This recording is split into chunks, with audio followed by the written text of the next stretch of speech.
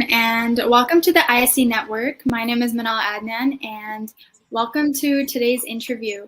I'm excited to be here with our guest, Sheena, and today we will kind of just uncover the secrets to landing your dream job. We will explore the common mistakes that people usually make or errors that applicants make in their job applications and resumes. So we have the privilege of speaking with Sheena, a highly experienced talent acquisition specialist who will provide valuable insights and guidance on various aspects of the job application process. So we're just going to dive right in. So Sheena, would you like to kind of introduce yourself and tell the viewers a bit about who you are and what you do?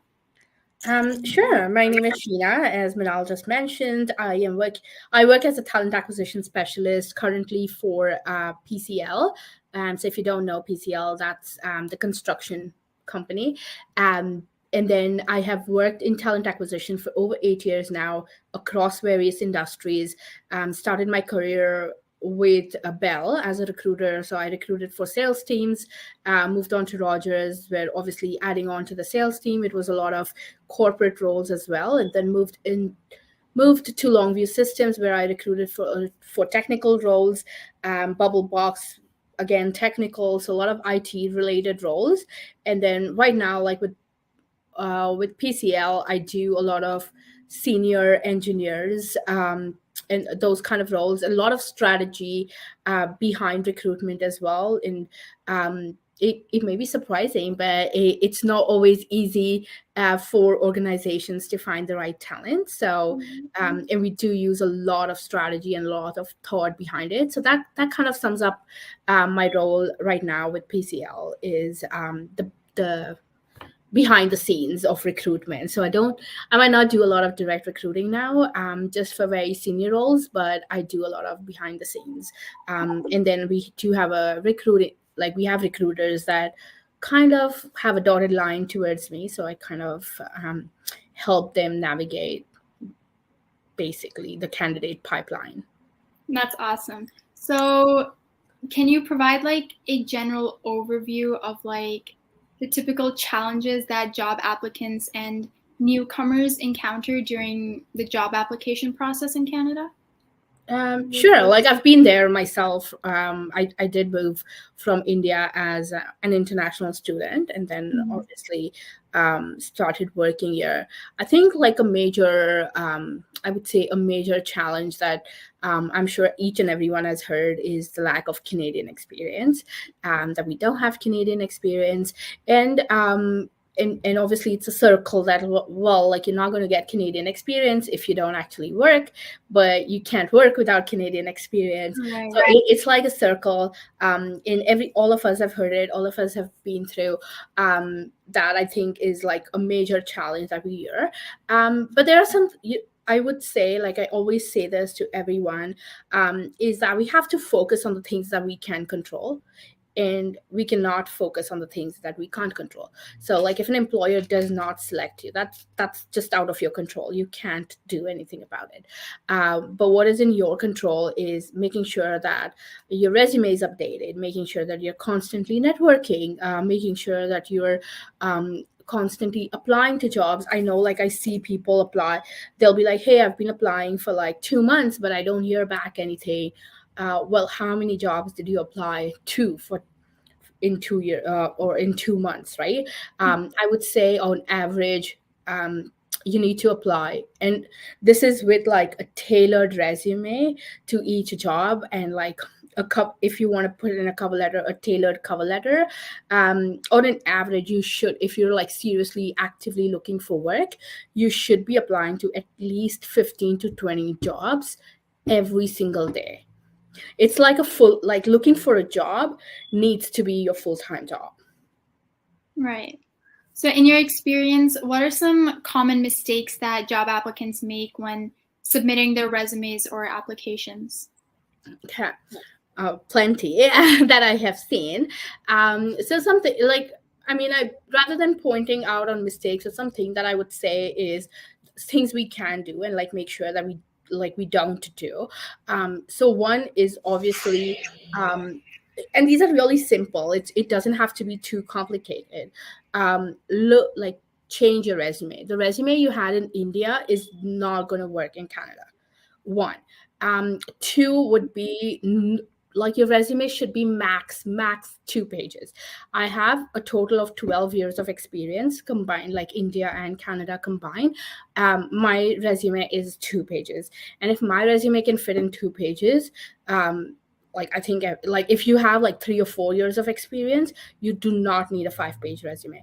Like for every position that you apply, looking like, from talking from a recruiter's point of view, depending on the position that you apply for, there is at least 100 other people that apply. And that's, I'm talking conservatively. So if it's like a sales or customer service position, there's going to be at least 500 people apply for that position. On an average, a recruiter is easily managing 20 to 30 recs or 30 positions at a time. So if you multiply 100, even 100 by 30, that's like 3,000 resumes that they have to go through. So imagine if a person has to go through 3,000 resumes, how are they like how much time are they going to actually spend on your resume? Yeah. So it has to, like, your resume, the sole purpose of your resume needs to be to get an interview call. So no, like, don't write stories, don't write essays. Nobody has the time to read it. Nobody's going to read it. I'm going to be really honest. If it's like a really niche position, that's when you, like, a recruiter will spend more time on the resume. But if it's that like entry level to mid level positions, like there's just too much competition, they're not going to spend that much time. So that has to be one. Like the length really needs to be dialed down to 1 page if possible, max 2 pages, not more than that. Be concise. Like, again, your sentences, bullet points should be short, concise. Make sure that there is no, this is like the most simple thing but often overlooked. Like, really, attention to detail is extremely important.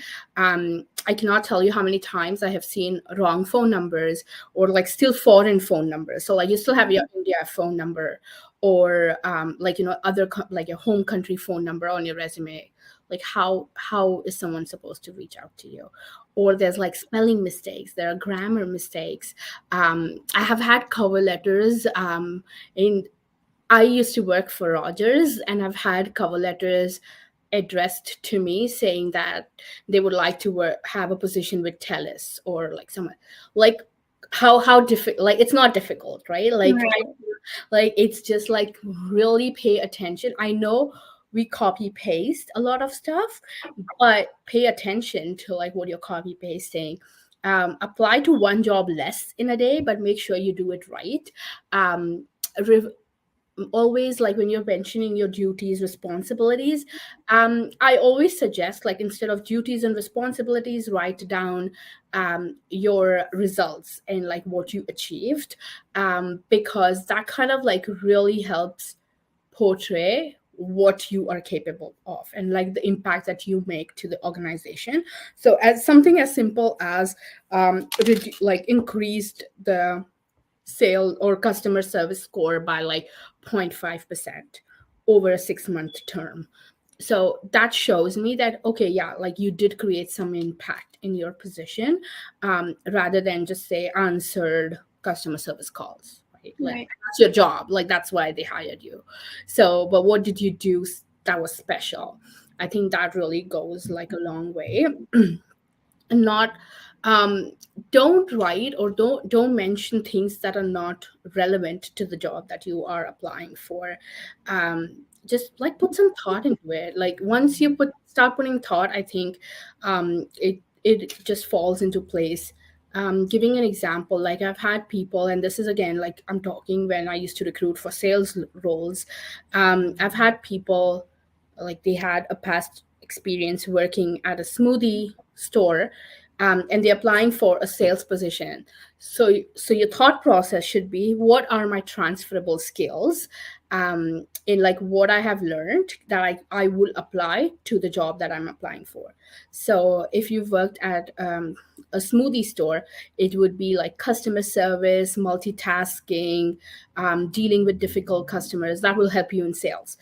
But this individual had mentioned peeling fruits Mhm. as one of like, what am I going to do with that information, right? Like, it Yeah. doesn't, as an employer, I'm like, okay, and like, how does it relate to me and to the position that I have on my team? So keeping that in mind, another very important thing that we can do is have your resume reviewed, ideally by a professional. Yes, they do charge, every consultant does, because that's their job. But if like, even if it's just like, a friend, or like just having a second set of eyes, can, sometimes point out grammatical mistakes that you haven't seen. Obviously, edit your resume in Word. It will point out grammatical mistakes. There are so many like apps that you could use. There's Grammarly. to like correct, just like make sure there's no spelling mistakes, there's no grammatical mistakes. And then like, you also get a second perspective if you just get it reviewed by someone else. Mhm. I think, yeah, that's kind of like the gist. Okay, so can you share some like insights on like like actual physical job interviews, like common like pitfalls that applicants should avoid during job interviews? Yeah, I mean, like, so I would put it into like three categories. So Mhm. one is obviously just having a job interview, Right. and then like one is like physical job interview, and then the other one is your virtual job interviews, which are increasing in terms of their popularity. I would say, in a job interview, like, please go prepared. Don't just show up. It's not a party. Make sure you've researched the company. Make sure like you know exactly who you're talking with. Usually recruiters and hire recruiters will, like, when they send you an email, they usually will mention that you will be meeting with so and so. They are the hiring manager. Look them up on LinkedIn. See how long they've been working for the company. See, like, where they graduated. Just learn something about them, Mhm. which you could use in the conversation, or which you could use throughout, like, your conversation with them. Then I would also say, like, look at the values of the organization that you've applied for. What are some things that are important to this company? And then incorporate that in your answers. It doesn't have to be a black and white answer. You don't have to wait till they ask you, okay, they're not going to ask you what are our values and stuff like that. But a question like, why do you want to work for us, might come up. So you can incorporate that. It shows that you've researched the company. It shows that your values align with that of the company, and that you would be a great cultural fit. Um, my other thing would be just like, list down, or like, all your points, maybe like your strengths, and think about like the common interview questions. If you can't think, Google them. They're like, Mhm. that information is readily available on Google, Indeed, or whatever career site you want to use. That information is easily available. List down, what are some of the common interview questions. Write down the answers for them. Because a lot of times, during an interview, we feel like we've been put on the spot, like, oh my god, like. But if you've already prepared your answer, kind of like, don't learn it by heart. You don't have to by heart, because that's worse. Like, you forget a word and then you're just gonna forget it. But think about bullet points and what you're gonna say. Practice saying your answers. A really good, like, and if interviews make you nervous, I think a really good way is to record yourself saying the answers, and kind of watch yourself, or like talk to the mirror, or talk to your friends, if like, you're comfortable. Sometimes we feel that they will make fun of us, but find a couple friends that genuinely want to help you, and maybe do mock interviews. A lot of us, like, screw up in interviews is just because we're nervous, and like we get like we don't know what to, we get scared, or we really are desperate to get the job. And I think the most important point is that make it a conversation. So it shouldn't be like question answer. It should be like a conversation, like learn about them. And that's where, like, your background history that you've creeped up on them will help. So learn about them, ask them what they like about working here, ask them questions. A lot of interviewers will always ask, if you have any questions for me, please do not ask how much vacation I get, like, and stuff like that. That, like, they will tell you that in due time. Ask information like, what is it like working here? What's your favorite part about working here? Why did you join this organization? What do I need to be, or what do I need to do to be successful in this role? Ask them if there is any hesitation with regards to your role. So that would be like interviews in general. In-person interviews, I would say, dress up well, please. Don't show up in like distressed jeans and like t-shirt. It's not a party. No matter what the role is, it's always better to be overdressed than underdressed, as a rule of thumb. You don't need to wear, like, if it's a normal like entry level, mid-level position, you don't have to be dressed in a suit or really like formal clothes, but like just wear a nice shirt, or like, a nice t-shirt and a blazer, but just be well dressed. No heavy jewelry, like, especially for females. I'm really sorry, I don't mean to hurt anyone or any like religious sentiments or anything, but like, don't just deck up too much. Like, we don't need like your face like completely like really loud, or big earrings or big jewelry. The attention should be on you, and not like nothing in your persona should take the attention away from you. And then just maintain like a pleasant body language, smile.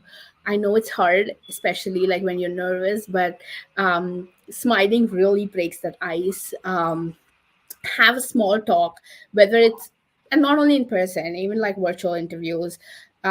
Canadians love small talk. No matter no matter where they come from. Just stay away from topics like religion and sports too. Like, hockey is a touchy subject, so try to stay away from that. But with like, the safest is weather. Talk about weather. If there was a game, like, talk about a game. Don't get too competitive. Stay away from religion and politics. I think, yeah, like, in general, just be yourself, but be prepared. That's what I would say. Those are great tips. I especially the body language one. I think body language says a lot about a person. So Yeah, like, I mean, I get it. Like, you're gonna be nervous. It's yeah. normal. We are, as recruiters, as hiring managers, we expect that. So that's okay. But don't go unprepared. Like, learn as much as you can about the company. I've had people show up in an interview and they're like, "Hey, I've applied to multiple jobs. So can you just tell me a little bit about the job?" And I'm like, Oh my okay, god. like, you're definitely not getting the job. But right, like, so don't do that. Like, don't be that person. So, are there any specific like cultural or language barriers that especially newcomers often face during like the job application process or even the interview, and how can they effectively like overcome those?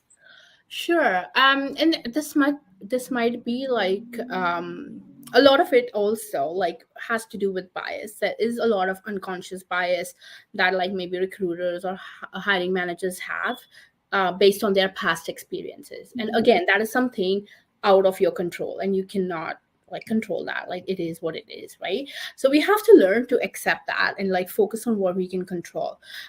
Some things that, I would say is, like, again, like, coming back to the resume, we're really used to writing a lot of personal information. And I know, because I've worked in India too, so like, I know, we do write marital status, date of birth. I've seen people write passport numbers, names of their children, like So don't write all of that. Like that, anything that can form the basis of discrimination, please eliminate. As far as like a lot of people also suggest, eliminating the dates of your graduation because that kind of like ages you. So remove that. It does help, because there, like I said, there could be like unconscious bias that is there. So try like to avoid that in an interview. I know like language barrier is a big issue. So make sure you put work into it. Like yes, like a lot of us, English is not or was not our first language growing up.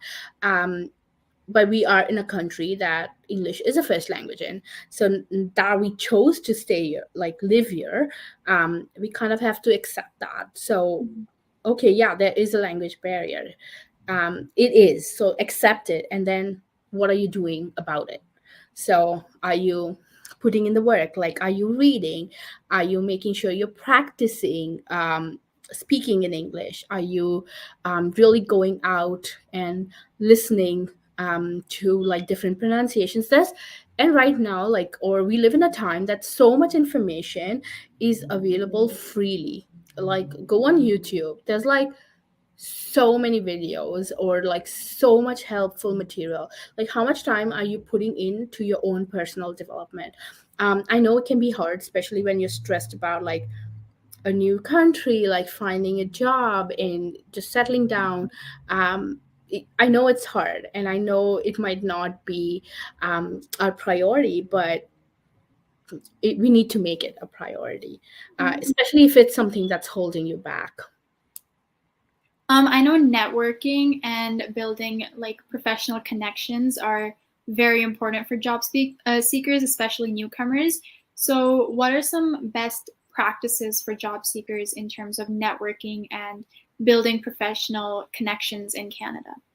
So anyone who like comes to me asking help for like work, like finding a job or whatever, the first question I always ask them is if they have LinkedIn.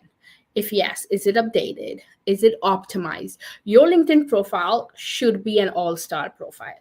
So like, and LinkedIn gives you tips on how to like optimize, like what information to add and stuff. So do that, like take the time to do that. LinkedIn is really really important. Connect with people, like you can go to events, go to networking events. LinkedIn has so many groups. You can participate in groups, and that's how you kind of like build your network on LinkedIn. But again, like a really important thing, I think a lot of professionals that do come new, what they've heard, like, hey, add people on LinkedIn, build your network. But there's also a way about how to go about approaching people. Don't be annoying. So when you add people, give them like a short synopsis as to who you are, like why would you like, and like be clear and honest. Okay, so like, and don't be a creep. Like, and I don't want to be like, um, I don't want to be discriminating, but like this is especially for men. Like, no, hey, how are you?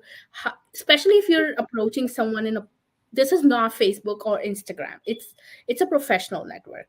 Be professional. Write a small, hey, this is like my experience. This is what I'm currently doing. This is what I want to do, and I think adding you to my network will be helpful. And how? So for example, if you're adding a recruiter, like, or someone like myself, be like, hey, I have, do some of your own research too. We, like, you can't expect someone else to do the work for you, so you cannot be or you can't tell, hey, this is my resume, do you have a job for me? Like, do you really think someone that you've never met before, someone that you need a favor from, is actually going to look at your resume and then go and see if they have a job for you? Unless they're an agency recruiter, they're not going to do that. So try to see what, like what organization they work for. Go to the organization's website, see what jobs are available, see if your profile matches one of their jobs, and then message them, hey, these are the jobs that I'm interested in and I have applied to. Would you please be able to pass it to the right team? Not one recruiter at any organization is responsible for all the jobs in the organization. That's not how it works. So every recruiter has their set of roles that they recruit for. So you cannot assume that the role that you're applying for, this person is responsible. So you cannot expect them to look at your resume. If they're an agency recruiter, build that connection, because they might not have something now, but they might have something in the future. You can ask for like a coffee chat, or like an information interview, learn about their organization, ask about what you can do. And usually people are nice about it if you ask in a nice way. Like I said, don't be a creep. Don't, like, just the way, it's not Instagram and Facebook, the messaging you use there does not work. So yeah.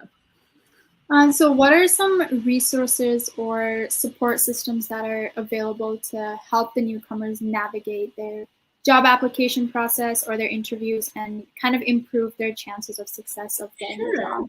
There's like plenty of information available. Like I said, like, just Google stuff. There's so much information available for free. I would say any job website, so like Indeed, Glassdoor, LinkedIn, they would all have, like, they have courses and blogs and articles that you can read. There's a lot of NGOs that are really, really focused on integrating newcomers into the Canadian society. So the Immigration Society being one of them, Calgary's Immigrant Women's Association is another one. The Newcomers Canada is one. So there's multiple avenues. These are government funded, so these are like free for you resources. LinkedIn Premium is another one. LinkedIn Premium is, I mean, like, it's a paid program. I think it's about 120 a month, but it does give you a lot of access to all of LinkedIn's learning programs, which are like videos that you can watch on your own time. But it also, like, every job that you apply to, it also tells you kind of like how you rate amongst like other applicants. It kind of gives you more insight into your job application. So if you can afford it, it is, again, like a really great tool. Look for other sites and apps. Fishbowl, like, if you're in IT, Fishbowl is like a great app that you can actually use to find jobs, but also like compare salary, make sure you're not underselling yourself, make sure having, like, you're having how to negotiate your salary or your offer letter. What are some other, like, think about what other things you can negotiate in your offer letter. Follow creators, like, on there's like so many creators on TikTok and Instagram and LinkedIn that like talk about all of this, right? Like, how many, like, how to apply for jobs, what to do, like, to be successful. There's so much right now, like, there's so much content available, and a lot of it is free. Like, use it, but you have to take the work. Like, you have to take the effort and do the work. That's all. Those are some great tips. Well, that concludes our interview on the challenges and the strategies of job applications. Thank you, Sheena, so much for sharing your valuable insights and really shedding light on various aspects of the job application process and the interviews. It's absolutely my pleasure. Yeah, just remember, understanding and implementing these tips can significantly enhance your chances of success in securing the job that you want. Right, Sheena? Yes, absolutely. Like, just take it. I know, like, it's hard. Take it with a grain of salt. We don't have Canadian experience. We don't have Canadian experience. People are biased. People are biased. Like, you can't do anything about it. Just focus on what you can do and then work towards that. Thank you, Sheena, and thank you everyone for joining us. Awesome.